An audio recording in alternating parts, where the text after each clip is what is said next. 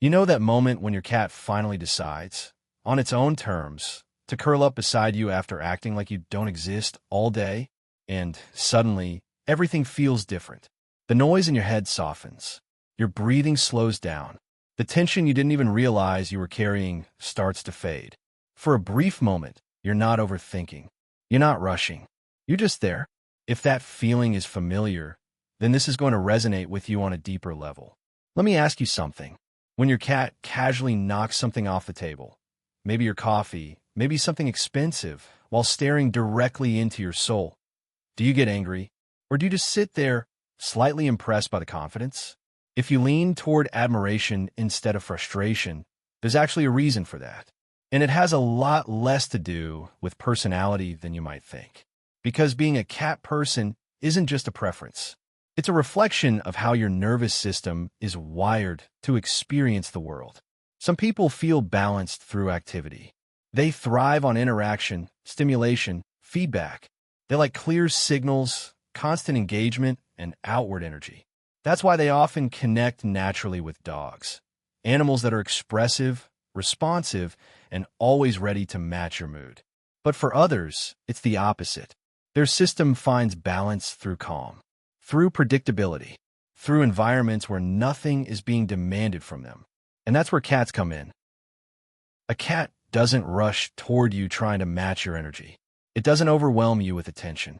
It simply exists in a space and allows you to meet it there.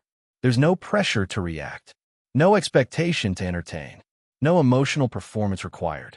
And if you spend most of your day thinking ahead, reading situations, managing how you come across, or staying alert to everything around you, that kind of presence is incredibly grounding.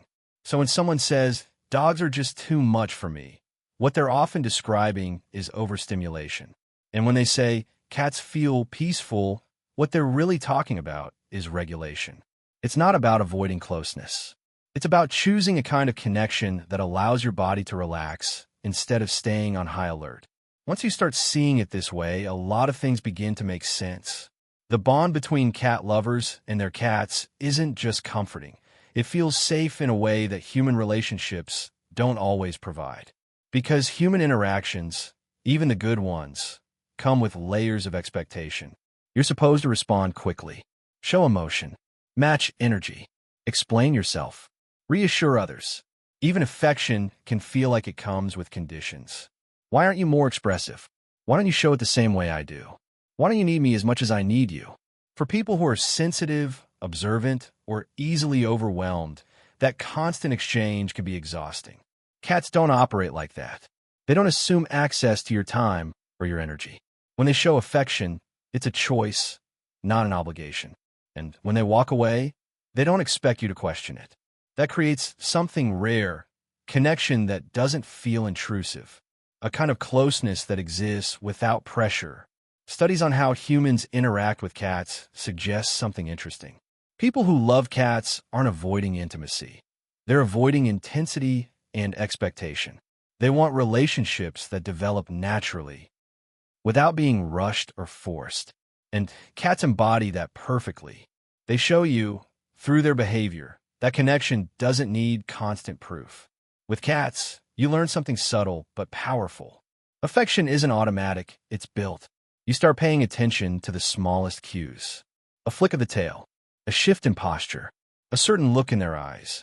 Over time, that awareness creates a relationship based on mutual respect instead of control. And at the center of that dynamic is something incredibly important: boundaries. With a cat, you don't get to ignore them. You learn to notice, to adjust, to respect space. For anyone who has ever felt like their boundaries weren't respected, that kind of interaction can feel deeply meaningful. But there's another layer to this, one that happens before you even think about it. Before emotions are labeled, before thoughts form, your body is constantly scanning for safety. And cats have a unique way of signaling that safety. Their purring operates at low, rhythmic frequencies that your nervous system responds to automatically. Before you consciously feel relaxed, your body has already started shifting. Your breathing slows, muscles loosen, stress begins to drop. These steady, Repetitive sounds tell your brain that there's nothing urgent happening. No need to react. No need to stay on guard. Just be. For people who spend most of their time managing noise, whether that's literal noise or emotional noise, that kind of regulation is rare. Silence can feel uncomfortable. Chaos can feel overwhelming. But a cat's purse sits right in the middle. It fills the space without taking it over. That's why so many cat lovers describe a feeling that's hard to put into words. It's not excitement. It's not distraction. It's a sense of being grounded, like your internal rhythm has finally slowed to match the moment you're in. This is comfort without effort, connection without performance. And your body remembers that. Once it recognizes that a certain presence brings relief, attachment forms naturally. Now, there's also this idea floating around that cat people tend to be more intelligent. And while some studies have shown higher scores in areas like cognitive ability and openness, it's not because cats are secretly making anyone smarter. It's more about personality patterns. People who lean toward introversion often spend more time in solitary activities, reading, thinking, creating, reflecting. And those habits tend to support cognitive development. But there's another reason cats and deep thinkers often go hand in hand. Thinking, real thinking, requires uninterrupted space. It needs quiet, focus, time. Cats don't interfere with that. They don't demand your attention every few minutes. They simply exist alongside you.